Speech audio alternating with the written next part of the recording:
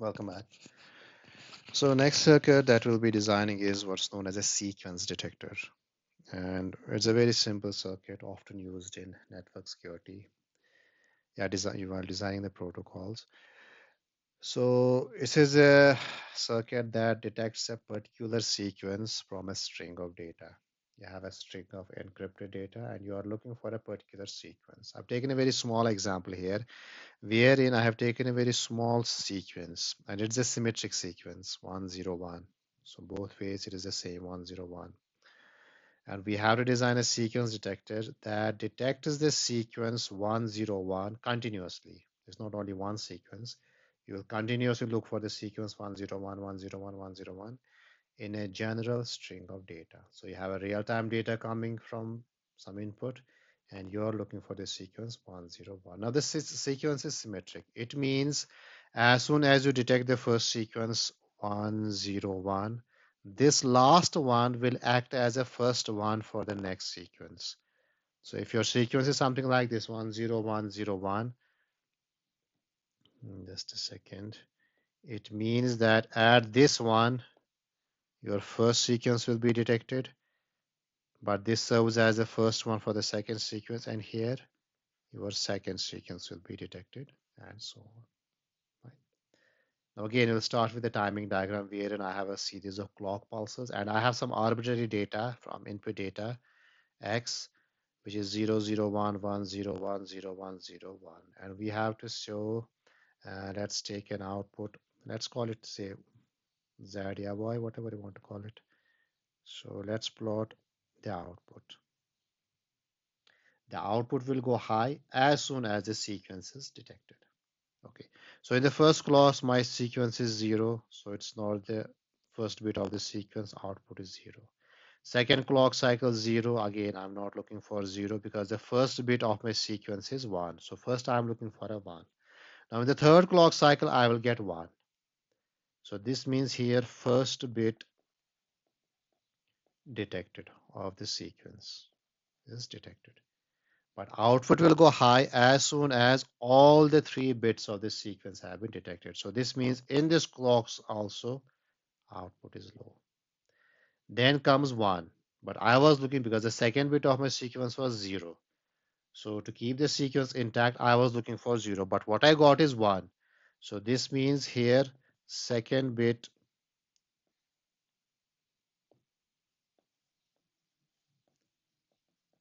not detected. But also what it means, first bit detected. Again, output is 0. Then I'm looking for 0 and I'm actually getting a 0 here. So this means second bit of the sequence detected. Now the third bit is 1, so I'm looking for 1 and next I'm getting a 1. So as soon as I get the third bit, my output will go high for 1 clock cycle, something like this. So third bit detected. Now an important catch here is, like I mentioned, this is a symmetric sequence. So the third bit of the first detected sequence will act as the first bit of the second sequence. So third bit detected for, say, first sequence. And it also means first bit detected for the next sequence. Fine. And again, I'm having a 0, but the output will remain high for only 1 clock cycle. So second bit is detected. So second bit of second sequence detected. Then I'm looking for 1 and I'm getting a 1, so my output will again go high. So third bit of second sequence detected. Not only this, but also because sequence is symmetric, first bit of third sequence detected. And it will continue. Two important things here. As soon as you detect the sequence, output will go high for 1 clock cycle. And second, the last bit of the current sequence will serve as the first bit of the next sequence because the sequence is a symmetric sequence, right? And we have to capture the FSM. Then we have to design the circuit using the methodology we have. First, we will take the Moore approach. So first we will capture this using the Moore machine. Remember Moore machine, once you're in a state, output is fixed. Fine. So the output is not conditional. It depends only on the present state. So if I start with an arbitrary state, say S naught, let me assume this is my initial state. And the first bit I'm looking for is 1. Fine. So this means if I don't get 1, if I get a 0, x complement, then I will continue to search for the first bit, so I will stay in the same state. But if I get a bit that I am looking for, which is 1, then I will move to the second state, S1. Fine. In S0, your output is 0 because output will go high only when all the 3 bits of the sequence have been detected. In S1, your first one has been detected, so output will still be 0. Now from S1, I am looking for 0 as the second bit of the sequence. If I don't get 0, if I get 1, this means my current sequence is broken, but I have detected the first bit of the next sequence. Fine. So transition will be like this. If I have x, means x is equal to 1, which we show like this. I will continue stay in S1, which means I have detected the first bit of the second sequence. In case I detect a 0 on the input side, it then means I have detected the second bit of my sequence. So I will move to state S2. Still my output will be 0 because output will go 1 only when all the 3 bits have been detected. Now in state S2, I am looking for 1 as the third bit of the sequence. So if I get 1,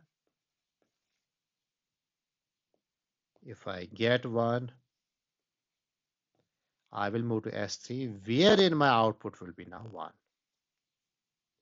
But if I don't get 1 here, fine, up to this point, up to S2, I have detected 1, I have detected 0, the first 2 bits of my sequence.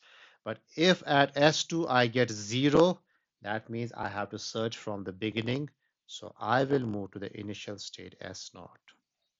And again, I will have to start from the beginning, start for 1, 0, and then 1. Fine. But in S3, because the last bit of your current sequence is the first bit of your next sequence. So in S3, if I get 1, that means the first bit of the next sequence is detected. So I will go to S1. Fine. And from S3, if I get 0, means the second bit of the sequence is something like this here, like this. Here my first sequence was detected. This served as the first bit. So immediately after this, if I get 1, another 1, then I will move to state S1 because 1 is the first bit. But if I get 0, which happened here, it actually means my first 2 bits of the next sequence have been detected. So this actually means a transition from here to here. And this completes my Moore machine. Right? So I have 4 states. The next step is we have to create the standard architecture.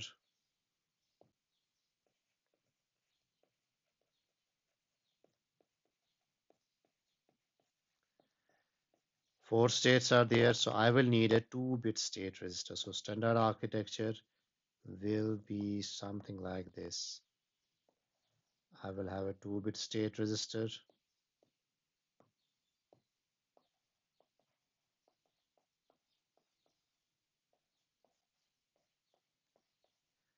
And then the combinational part, which is to be resolved in the coming steps.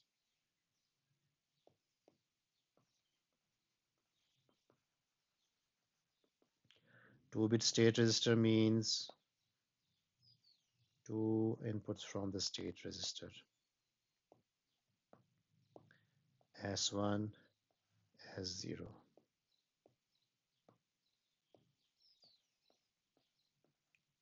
Fine. And then I will have next states which we can show like this: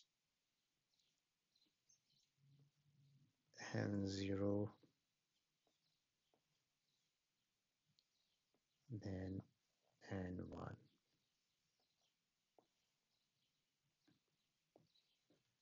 This one is n0, this one is n1. Then I will have the external input x and an external output. We had called it z. So this will be the standard architecture. Fine. Third step is we encode the states. Let me show here only to save some time. Instead of using these alphabetical names, we'll have to code them. So it is straightforward, 4 states. Let's code the first one as 0, 0. Next one as 0, 1, 1, 0, 1, 1. Fourth step, we'll have to create a state table wherein I will list inputs and my outputs. Inputs, I have the state inputs which we specify as S1, S0. I also have an external input X. This is my external output and the state outputs. This. So if I start with the original state of 0, 0, since I'm in state 0, 0, output is defined as 0 because output in a Moore machine depends only upon the present state. Now with this state, if I have x0, this, then I will continue to stay in the same state. Then if I have 0, 0, output will be still 0. But if I have output 1, I will move to the state 0, 1. Then in 0, 1, if I have my output will be 0. But if I have external input 0, I will move to 1, 0, means my second bit has also been detected. But in 0, 1, if my external input is 1, I will stay in 0, 1, means only the first bit of the sequence has been detected. Then 1, 0, output is still 0. If it is 0, I will go to my initial state. If it is 1, I will go to 1, 1. As soon as I reach 1, 1, my output is 1. And in this state, if external input is 0, I will move to 1, 0. And if it is 1, I will move to 1. So all the 8 combinations, they have been defined here. Fine. And from here on, you can actually solve for, you can use the K-map technique. The rest of the steps, I think by this time, you should be able to solve them. So I have already solved it here. You can cross check it. Z will be equivalent to S1, S0. N1 will be equivalent to S1 complement, S0, X complement plus S1, S0 complement X plus S1, S0, X complement, which will later on simplify after K-map simplification to this expression. Similarly, N0, you can solve it. Initial expression will be this from the state table.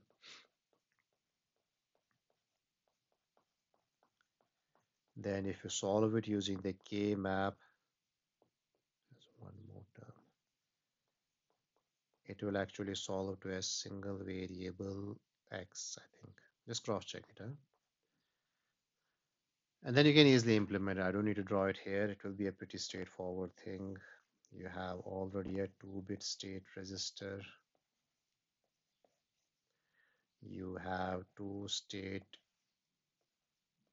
inputs S1, S0. You have an external input X.